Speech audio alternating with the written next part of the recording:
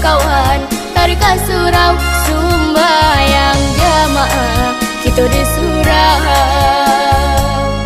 daripada kita pai bagurau. Duduk di surau kawan, di Ranah Minang, jadi dari ketek kawan, kita rasakan kita beraja kawan, ilmu agama kan jadi bakal kawan di hari tua.